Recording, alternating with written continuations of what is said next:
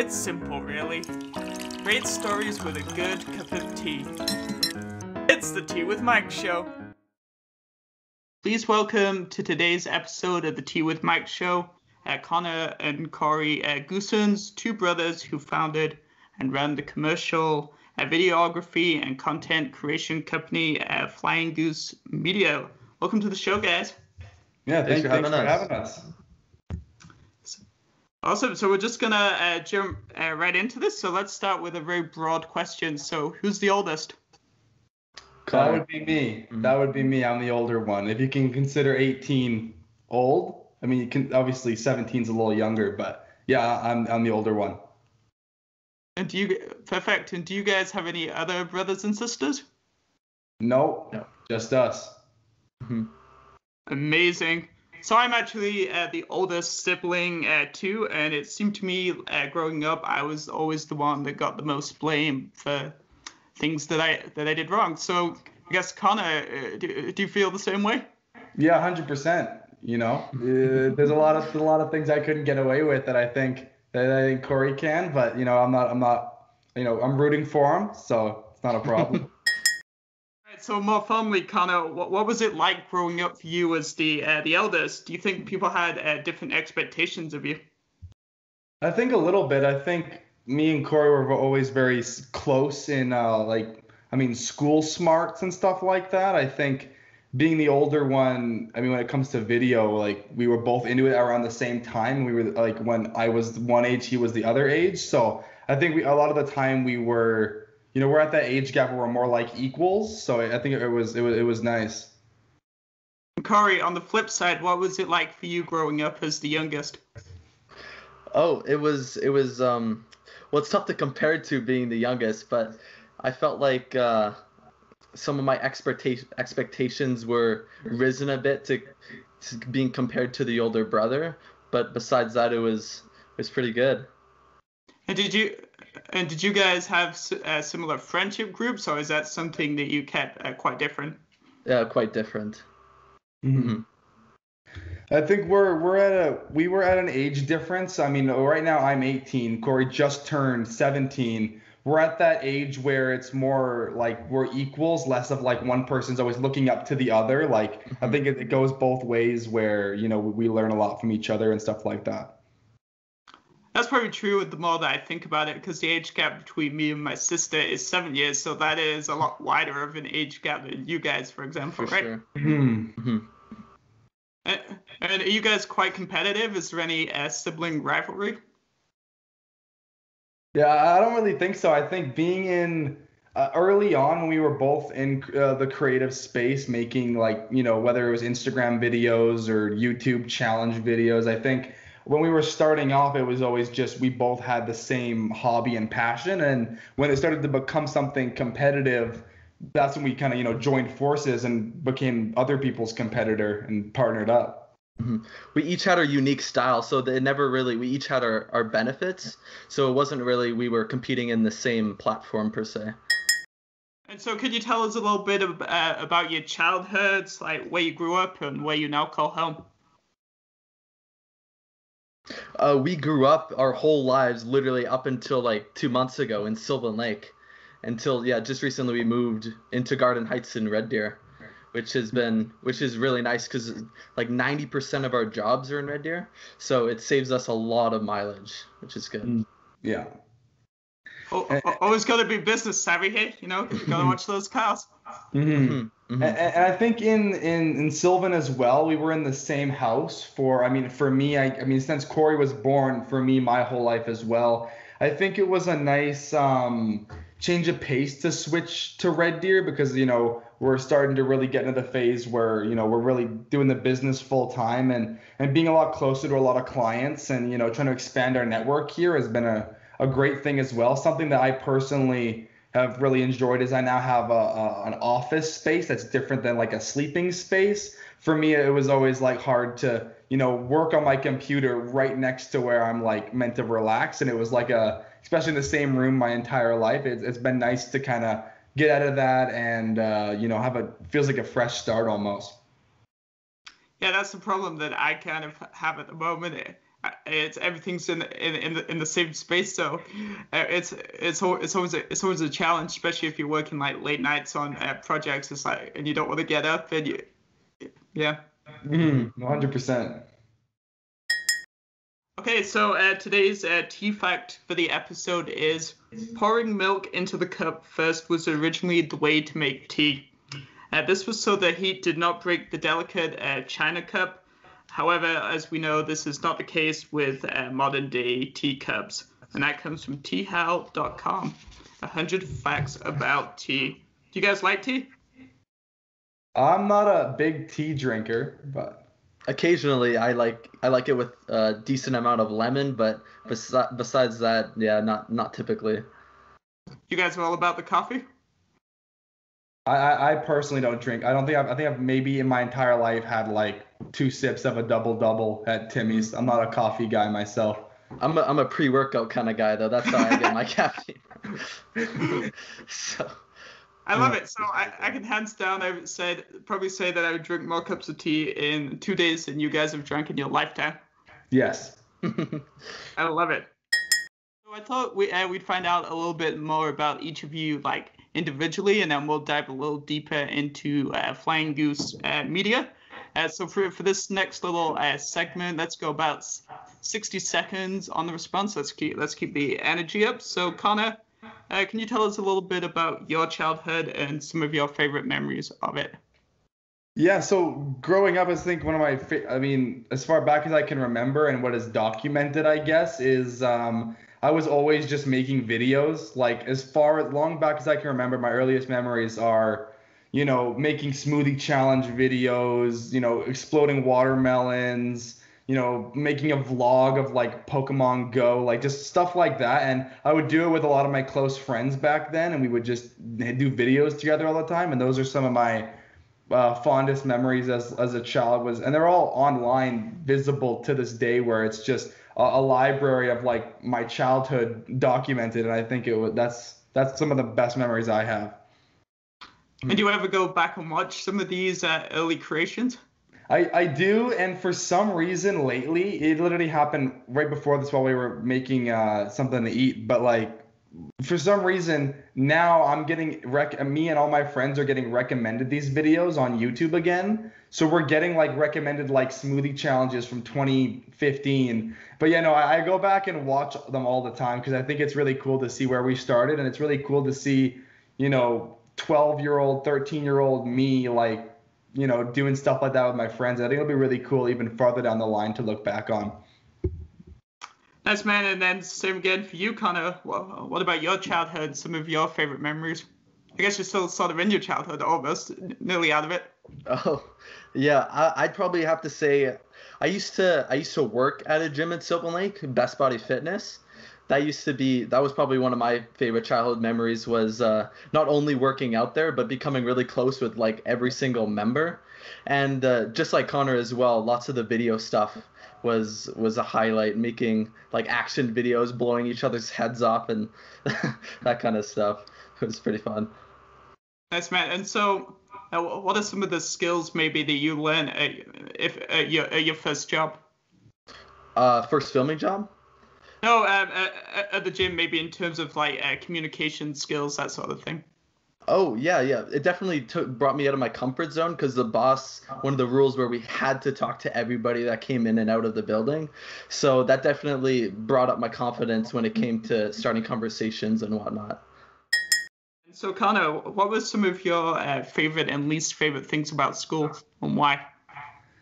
I'd say favorite things. I mean, different parts of my schooling have been, different mixed feelings. I think early on in middle school, it was very much, I really enjoyed a lot of the, hanging out with friends and all that type of stuff. And it was really good. And I think that carried over a lot into high school. But I think nearing the end of high school, I think I was very confident of what I wanted to, do with my life. And we're lucky we were in a position where we knew that we wanted to pursue video stuff. And honestly, after grade 11, or at the start of grade 11, I was like, my mind is elsewhere at this point. So I started to, kind of lose interest in a lot of the topics that are, addressed in school. But I of course I still finished and did all that to, get her done. But I think nearing the end, it was more of a, I mentally want to move on to the next part of my life kind of thing. That's really interesting. So that's actually quite young if you compare yourself to any of your friends and even more broadly. So was there a specific moment where you were like, this is definitely what I want to do? I think when we were younger, I think, as it can speak for both me and Corey, when we were making videos, it was always like, we'll get a job and then we can do videos as a fun hobby on the side, right? And then I think it was we did a job for like some free pizza that was at it was called Battle of the it's still going on. It's called Battle at the Beach. It's like a road hockey tournament in Sylvan, and we got offered free pizza to go do that. We're like, that's awesome. So we went and did that, and we got a whole bunch of publicity out of it and stuff, and we went on to go do more and more and more projects like that, both independently, just for like $50 or like a free pizza or a Chapters gift card or whatever it was. And I think when I started to realize that I don't want to be I don't want to spend 99% of my life doing something that's not creative and not my passion. And I think Corey was similar. We were like, let's make this for real and pursue it. I'd have to go for it, Corey. I'd have to say the solidifying moment is when we filmed for this oil rig company, Total Energy Services, and they flew down this like multi-millionaire all the way down from like Vancouver to come get interviewed by 2 high school students with our camera rig, that was pretty cool. Yeah, 100%. Wow. Were you guys nervous before that moment? We had a couple videos prior to, so we weren't like shaking in our boots or anything, but it was a good experience meeting up those executives, especially for down the road. Now we'll be less intimidated by high-paying clients and whatnot. And Corey, do you want to expand on Connor's answer about kind of knowing like what you want to do for a professional career at such a young age, and like talk to us a little bit about the mental battle of staying focused and completing school, even though 80% of what they're saying is actually irrelevant in you guys' story. Yeah, it's even being in grade 11, it's kind of tough knowing like there's social teachers that have like it's tough because I'm sitting in a class here and they're talking about stuff that I'm never gonna use, when there's a whole bunch of like videography and stuff that I could be learning and doing and pursuing, and it's almost like a time vampire. Cool. So how do you stay focused on getting through it versus switching off and falling asleep at the back of the classroom? Unless that's what you actually do. I try to make it as efficient as possible. Like for an example, I'm taking some of my my high school classes this summer, so I can get like a 6 month course down to 1 month, and just subtleties like that helps a whole lot. Like right now I get off school at around 2 o'clock compared to the rest of the kids getting off at 3:30, but there's some things that you can make more efficient to help align with the stuff we're doing after school. And so Connor, it says on the Flying Goose Media's website that you have been both behind and in front of the camera most of your life. So how old were you basically when you experienced both sides of the camera, and then also how did you kind of get involved with both sides of it more broadly? Yeah, I think starting off, I think I want to say I was like 12 or 13. I got a opportunity to. No, Corey came to me and was like, "Hey, you hear about this thing called iMovie?" And at the time, we didn't know what it was, and I was like, "Oh, I think it was like Thanksgiving or something." I'm like, "Okay."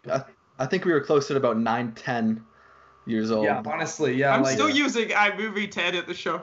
God damn it. No. At the time, we were like on our like iPhone 7s, or I thought no, at that point it was iPads, like older iPads, and we were like.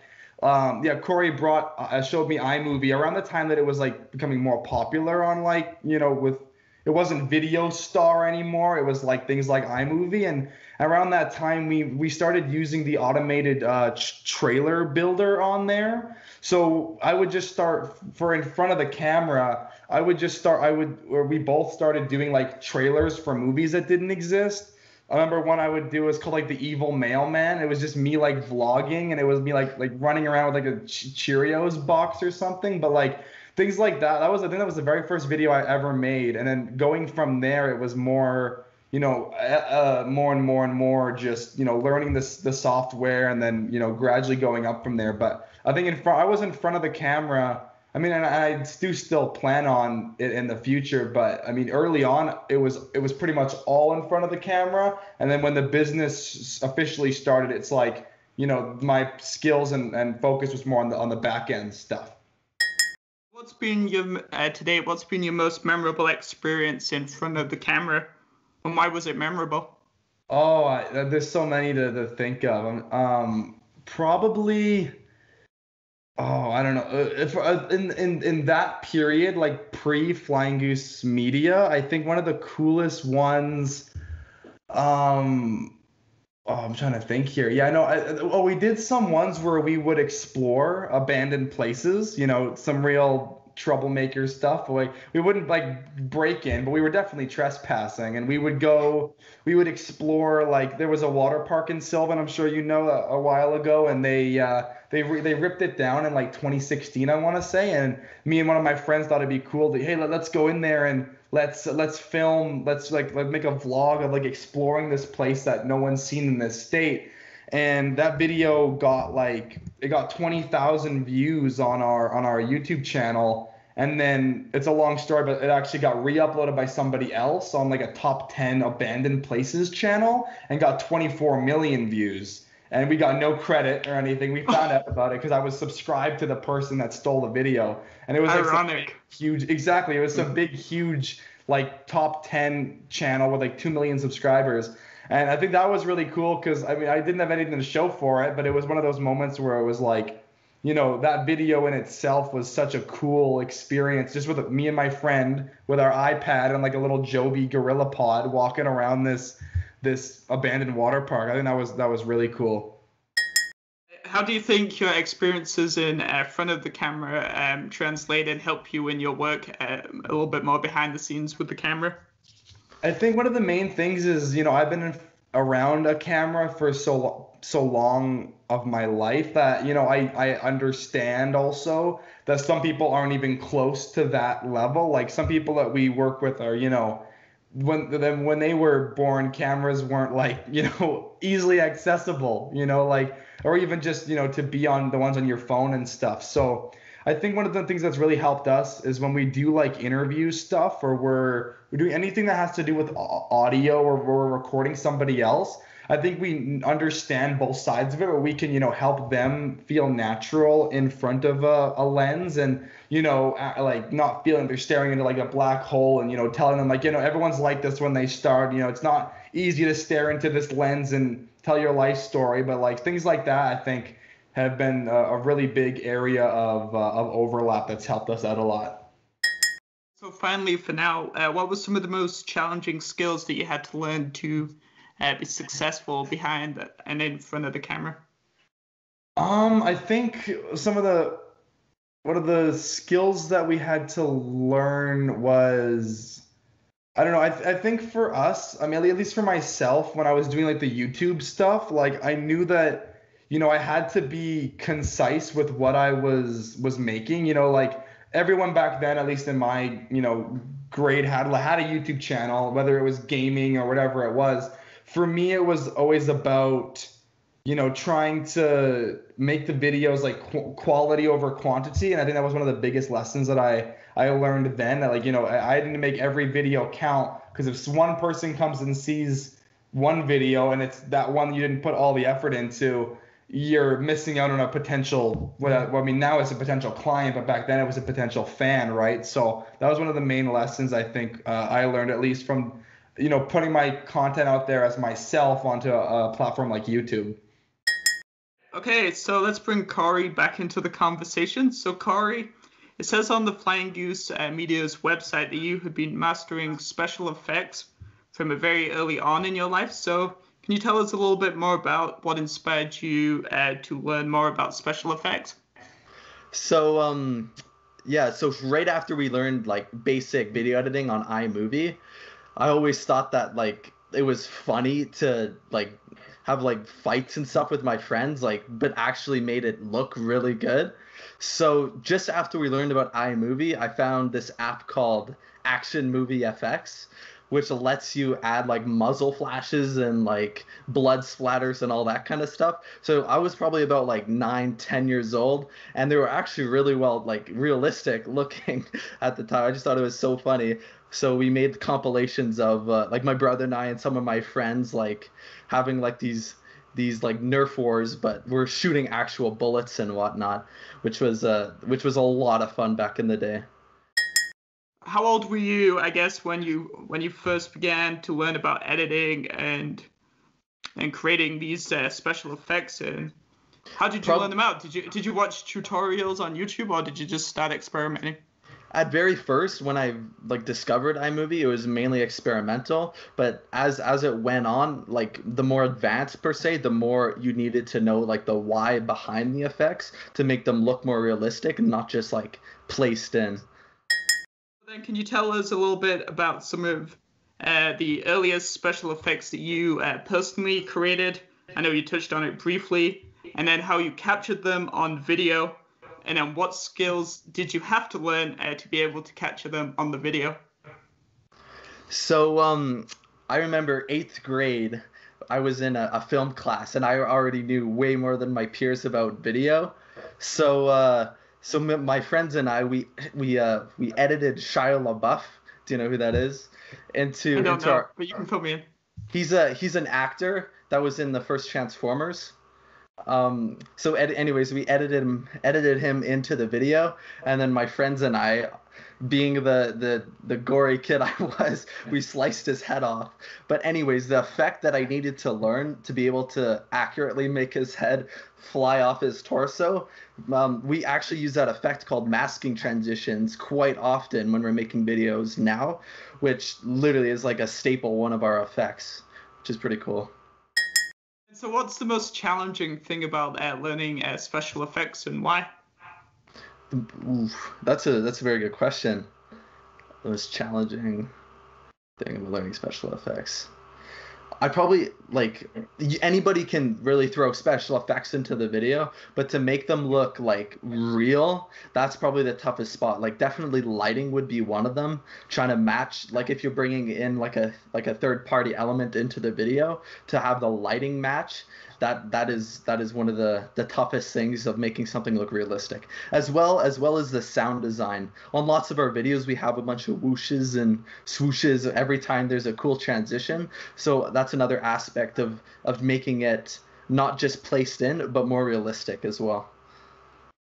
And so talk to us about a time when a special effect didn't go to plan. It didn't go to plan. I'd have to say I made this one Star Wars movie when I was younger, and yeah, the Star Wars ships did not look realistic, but that's actually what made the video so funny, is that they were so fake. So that was probably it. What did you learn from that experience? That's where I started to experiment more with lighting, how important lighting is when it comes to adding in those elements. Like the lighting was so off, like you could, because it was a gloomy day, and the thing we brought in was so bright, like it just looked so fake. But that was where I started to consider more than just placing it in, but the elements as well of like the environment. And so if you had to pick a favorite film based purely on special effects, what would it be, and why? Right now, we haven't put it on the website yet, but it'd be the Flying Goose ad we just made. It's very cool.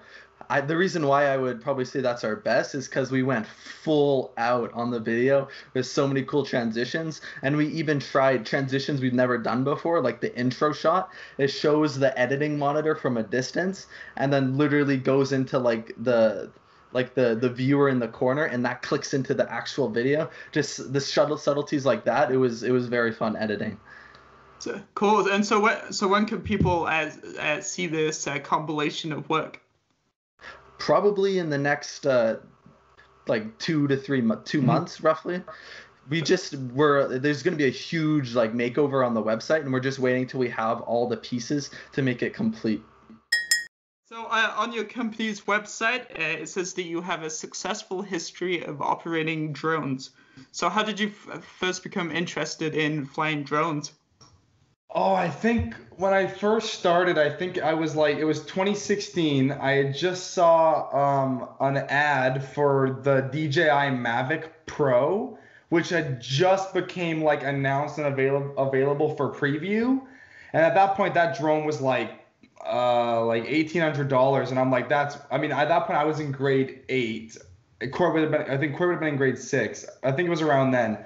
And I got the ad for this drone, and I'm like the videos I can make with that would be so cool. And so I knew I had to like find a way at this point I wasn't even thinking commercially. I was just thinking like, imagine I was at that water park and I could fly the drone around it and like, all that stuff. And I was like, so then when at the time I convinced my parents that if they if they paid for half of the drone, that I would I pay for the other half with like my birthday money. I didn't have a job at this point. This was long before any work was in my life, I think. And then we broke a deal where at the time my dad was going to use it for hunting, and then so he could use it for that. I would use it for video stuff, and then. Turns out, like a month after the drone arrived, Canada announced new laws against aviation and hunting. So the drone just at that point was just fully mine, and then I eventually just paid perfect. it off.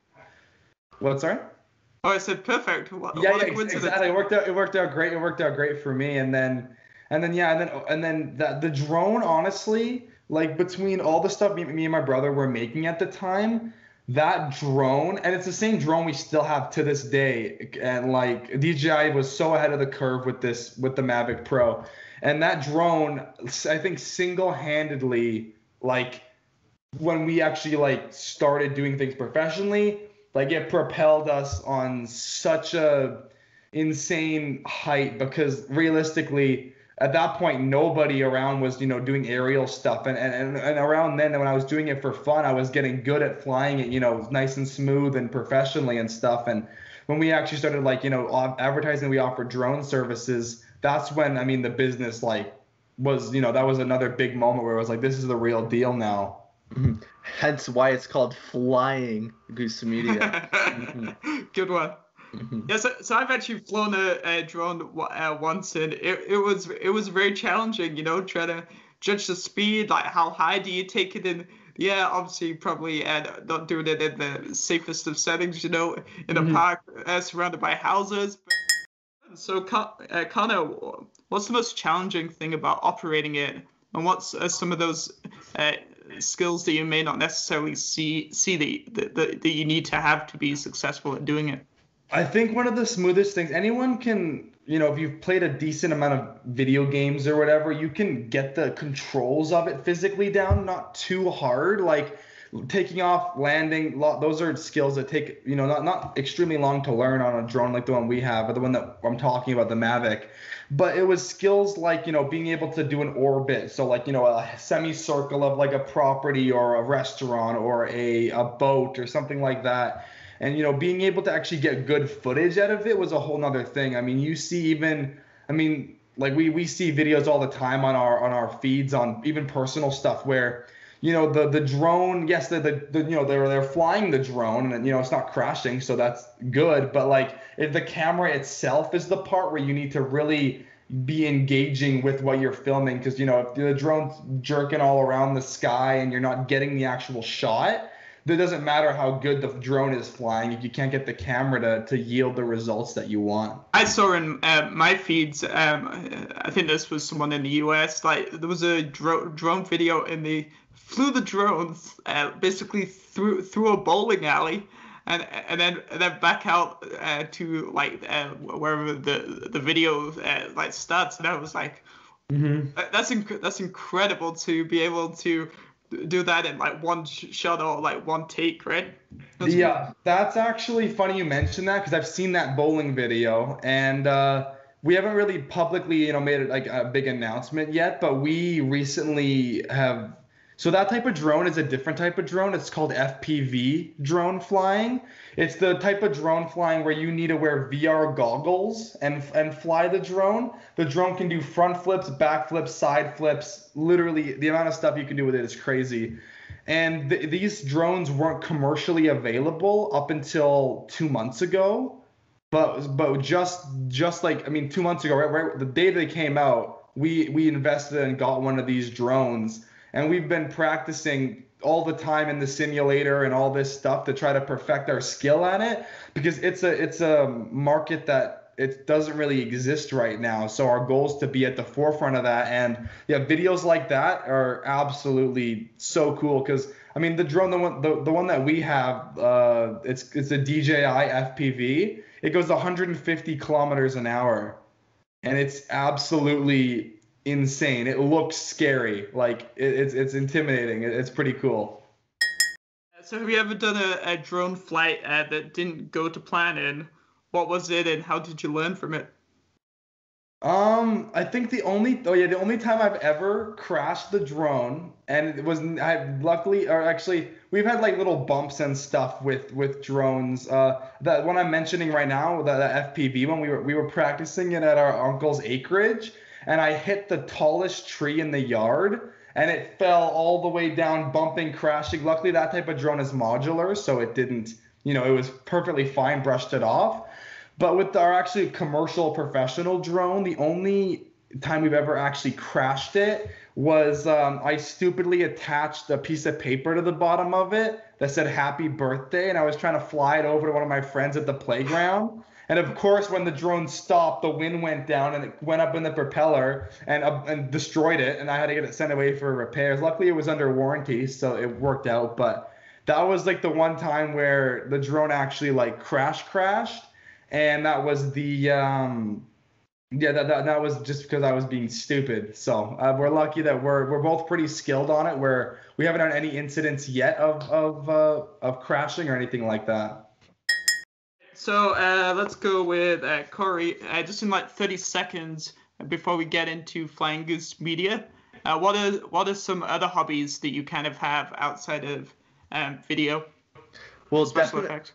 Definitely fitness. I started working out when I was about in grade 7 consistently. I would always go there and just blow steam off and hang out with my friends and stuff.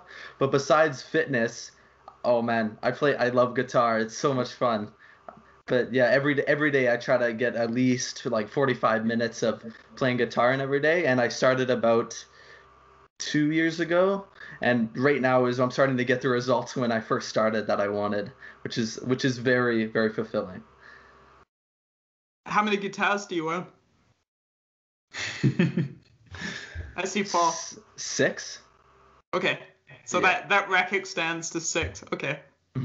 Yeah, 6 guitars, but they all have their unique qualities, which is pretty cool.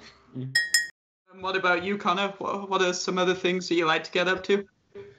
Honestly, for me, and it's probably an issue that I don't have a lot of hobbies. That I have hobbies apart from Flying Goose Media as a business, but a lot of my hobbies that are not Flying Goose video related are personal video related. So I produce music for local artists as well. So I have like a whole studio. I'm in the studio right now, but you can't really see, but I've got a whole vocal booth and stuff that we record all types of music in here, and I mix and master it, and I create that for my friends and stuff. And for a lot of that stuff now, we're trying to expand into doing music videos and stuff like that. So for me, for one of my specific friends, his name's Mason, we do a lot of music video related stuff. So we've done, we've only done a couple as of now, and only one of them's public, but like the music side of things is something that I like doing as a personal hobby. And then I think apart from that, I'm looking to, expand that old brand, the one that came before Flying Goose, and I'm looking to, give that new life and be like, my creative outlet while I still do professional videography with Flying Goose. And I'm in the process right now of, brainstorming what that looks like. And maybe a brother will one day come out with his own single on the guitar. There's a thought. Yeah. Corey, so tell us a little bit more about your journey from high school to setting up Flying Goose Media with Connor in 2019. So the transition. Well, I'm still in high school right now. Sorry, yeah. But I'd have to say the transition was we started it in a summer, so we were both filming and both editing. But right now, it's summer now as of today, but as of a couple months, as of yesterday, we had a transition to Connor filming in the day and me editing in the evening because I couldn't film while I was in class, but I could definitely edit all evenings as well, which was the biggest transition from being in the summer of not having school to having school in the day. So Connor, whose idea was it to set up the company together, and then where did the name come from? So originally the company, well, I think at the time, me and my brother were both being independently approached by local businesses to do professional stuff. I think Corey had been reached out to by Buck Wilds and Sylvan Lake and Fonda's Plumbing, and I had been reached out to by some other companies from Red Deer and like that hockey tournament one, and a curling one, and some other ones like that. And I think when we started to realize like how we were both getting like a lot of like attention for that, and Corey played hockey all through his younger years, so our family was very interconnected, and a lot of the the local everyone knew everyone in Sylvan kind of thing, and still does. So I think that when we actually started doing it as an official company, we thought let's band together, make it a duo, and essentially double our capacity and double our reach. And then I think when we actually officially started, then at that point, Corey was working at the gym. I was working at a grocery store in Sylvan. And I think it was within 2 weeks of actually, saying, hey, guys, we're Flying Goose Media. We both were pretty much officially full-time with the company and have been ever since. And that also speaks to the importance of, even if you're not doing anything formally, maintaining relationships with people and communication and all of those types of things. No, absolutely. So Corey, if there were any, what were some of the most challenging things about establishing the business? And based off what Connor said, it wasn't necessarily getting clients, but what did you think? What did you learn about yourself in those beginning stages? Well, that's a very good question. Let me just. I have to say, when I was working at the gym and playing hockey and playing basketball, it got very crammed. But now that I almost cleared up some space, I'd have to say time management was one of the more difficult things starting off. But now that it's all adjusted, it's a lot more. I have a lot more time to edit, which is ultimately good at the end. And I know how long it takes to edit, and I only do super basic stuff, but the amount of time that it takes to export and stuff is crazy, isn't it? Oh, yeah. Yeah, it takes... That's actually... That was another thing. At first, we were editing off of our laptops, which were very, very slow, which was a huge time vampire. But now that we've upgraded into huge, like... We invested most of our profits from the last few years into our huge editing setups. So that was another thing, is now our edit, it takes like from about 20 minutes to export something. Now it probably takes about like 18 seconds. Like, it's like a world of difference with speed. Mm-hmm. So when I first started the Tea with Mike show, just because I started it as a college project, and I didn't know what I was doing with it really. So I started on a really old, ancient iMac, and it was it was crazy just how many hours I wasted, just waiting for the computer to stop freezing. Yeah, my laptop, it got so hot you could literally crack an egg on it and it would be done in seconds. Like it was like the fans were like so loud on it. Like it was time to upgrade. Took the words out of my mouth. I was like, time for an upgrade. So Connor, what do you think is unique about your company that makes it so successful? Because Central Alberta is a very interesting market. Hey. No, absolutely. I think I think in the starting phases, what made us different is that we've always played into our age because, why not? Like, just as a company, no matter what market we've been in, being able to, be running a business like that offers a valuable service at 16 and at the time, like 15, like it was such a huge just being able to be like, yeah, like, at the time when we were trying to build up our portfolio, we're like, hey, we're 15 and 16. We make videos. Give us a chance. We'll do it for, a fraction of a price of everybody else. And within weeks of that's when we first started the company. We were doing like, we literally, I was driving in a really nice neighborhood in Sylvan Lake.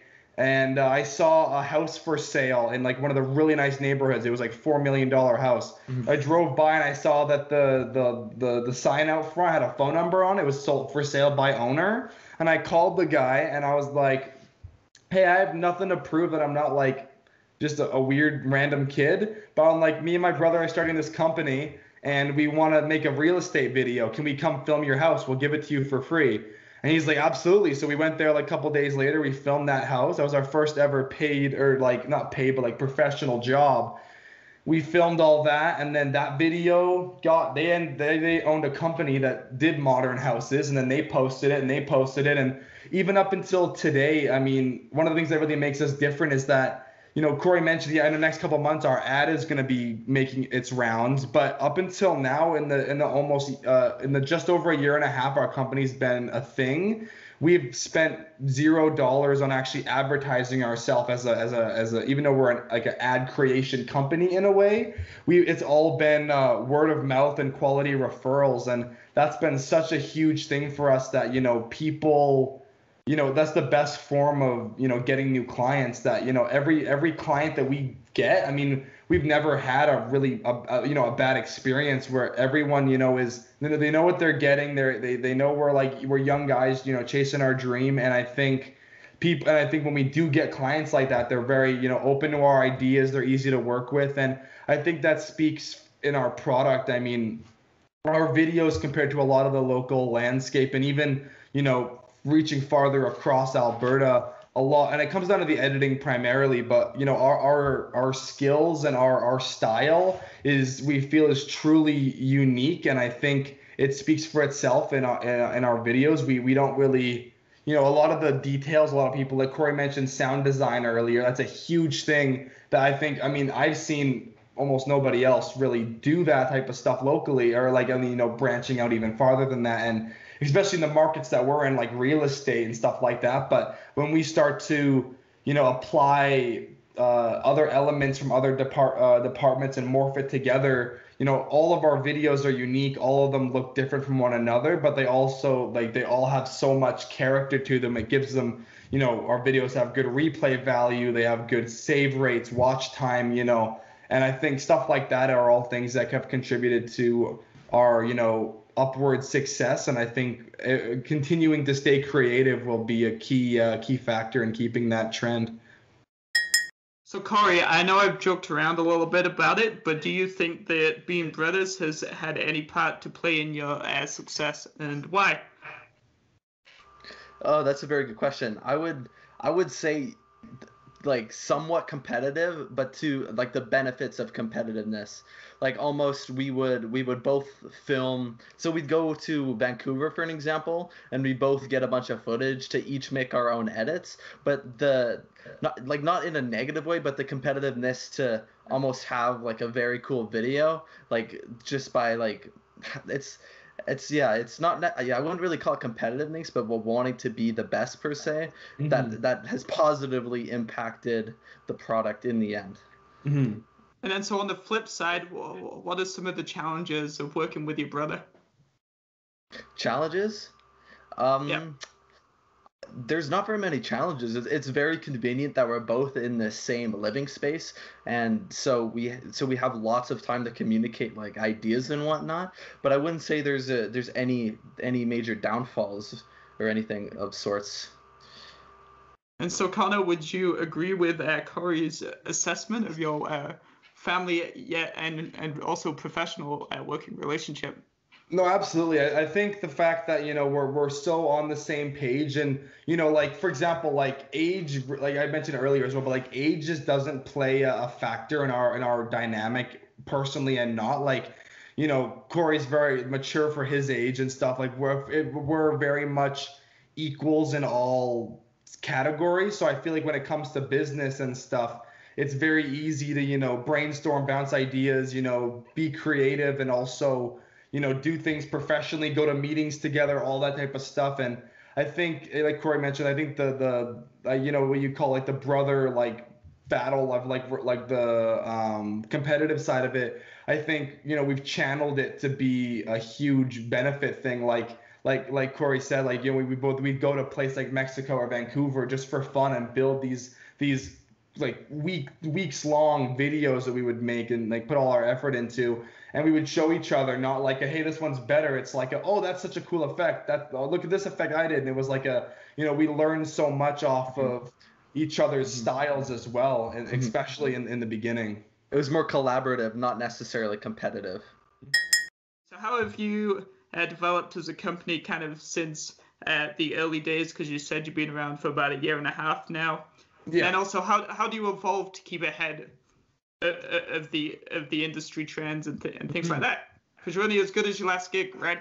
Yeah, no, absolutely. And I think a big part for us has been, I mean, compared to the early days, is when we first started, we had no exemplar material, only a couple connections in the space that we really wanted to excel in.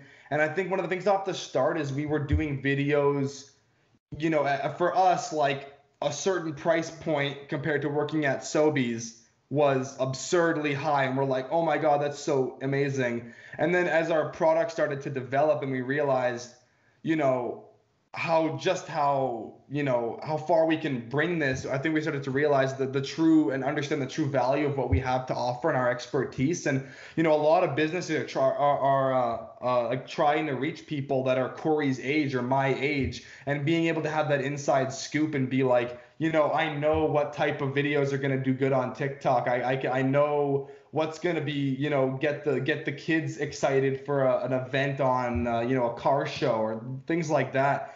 And I think, by having those things off the start that, made us understand our own value, we've been able to, price ourselves where and be in the marketplace where we're the more cost efficient option. We're not the budget option, right? Where, we're not, undercutting ourselves, but we also want to offer a product at, a competitive price. And I think our videos and the responses that they get when posted and when shown to the world I think it speaks for itself now, which is huge.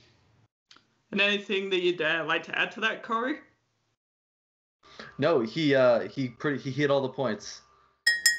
So obviously you guys are very busy. Sounds like 24/7, 365. But obviously mental and physical well-being is very important. Obviously, Corey, you mentioned that you're a fitness enthusiast, but what do you guys kind of do to kind of switch off and decompress? Let's go more in that direction. I'd have to. We forgot to answer now that I think about it, about why we named Flying Goose Media. Oh yeah, go for it. Go right ahead. So the flying was because we did drone stuff, which was ahead of the curve at the time, and the goose both of our last names are Goosens. So we wanted to have something to do with a goose. So that's the origin of Flying Goose Media.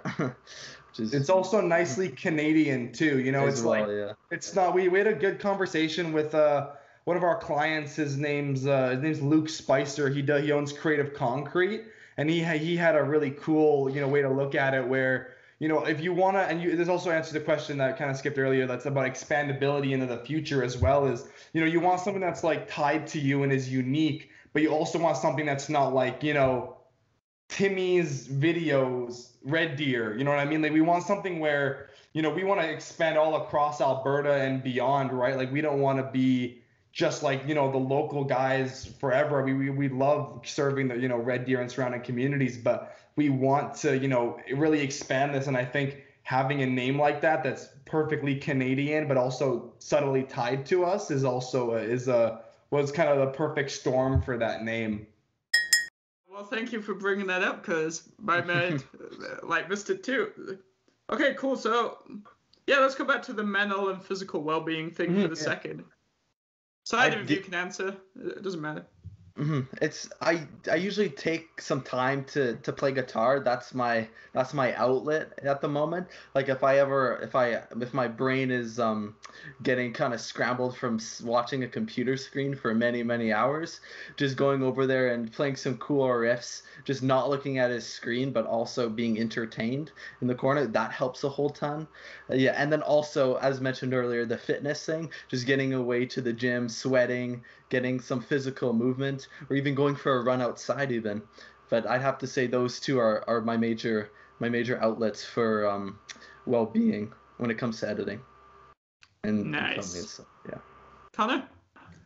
I think for me, I think I can definitely relate to the screen time stuff. I mean, for me, I mean, at least lately, I've been doing almost all the filming while Corey's been editing. But with all the other behind the scenes stuff that we do, I'm also in front of the computer a lot. I think, I mean, for me, I like getting outdoors. Going to the gym is a big one. I'm not as into it as Corey is, but doing physical stuff like that, going down to the beach, hanging out with friends and doing all that type of stuff has been that's kind of, I guess, my outlet. I guess I like going for drives with my friends and stuff. I think a lot of the time when I'm not doing stuff that's computer related, I like socializing with people outside of the business world, and doing going out to a restaurant and stuff like that, and just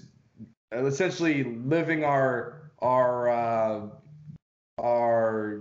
young adult lives, I guess. I mean, starting a business this early on also, it comes with its sacrifices in a lot of ways. I mean, especially I'm at a school now. I graduated in 2020, but I mean, even with Corey, it's also something we have to make sure we keep a balance of, we're not sacrificing our childhood to pursue this, but at the same time, it's like we put in all the effort now. We'll be sitting pretty when we're 30 and, not have to have a care in the world. And it's like, you put the time and effort in now and you will see those results down the line. It's just a matter of what you prioritize, kind of work before play, at least for me.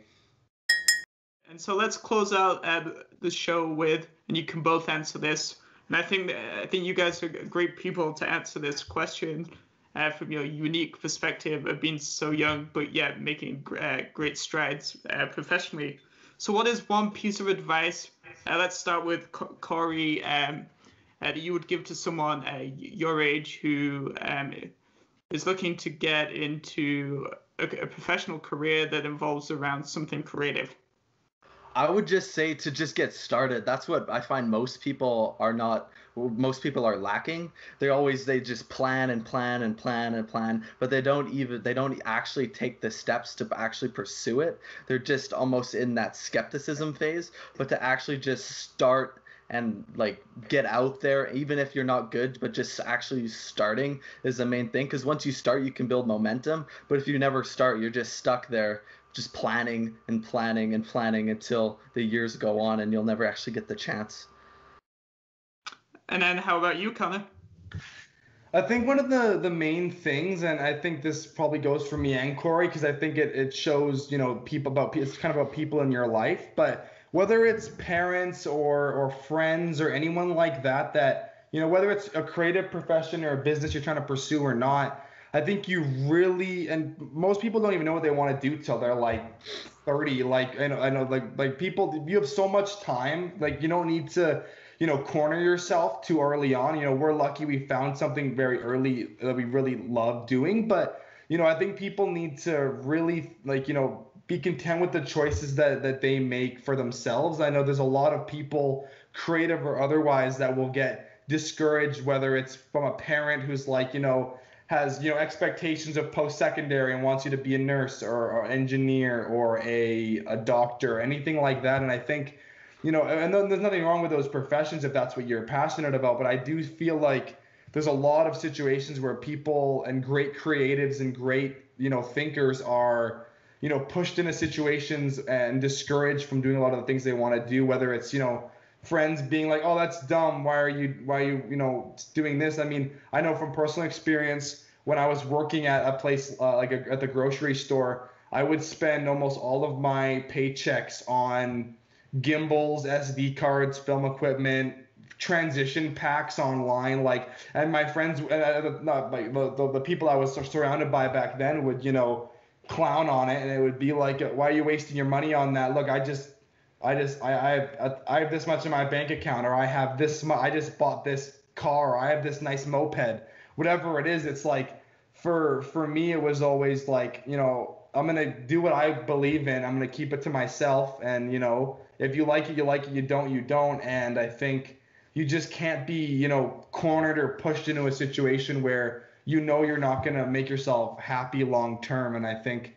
you just have to, follow your guts. And like Corey said, just actually do it. Because the only way you're going to prove any of those people wrong is to do it. You can't just, you can't be all talk and expect people to get behind you. You have to pursue what you're, walk the walk and, go from there. That wraps up the show today. So thank you both for being on the Tea with Mike show. Thanks for having us, Mike. Thank you very much. It's the Tea with Mike show.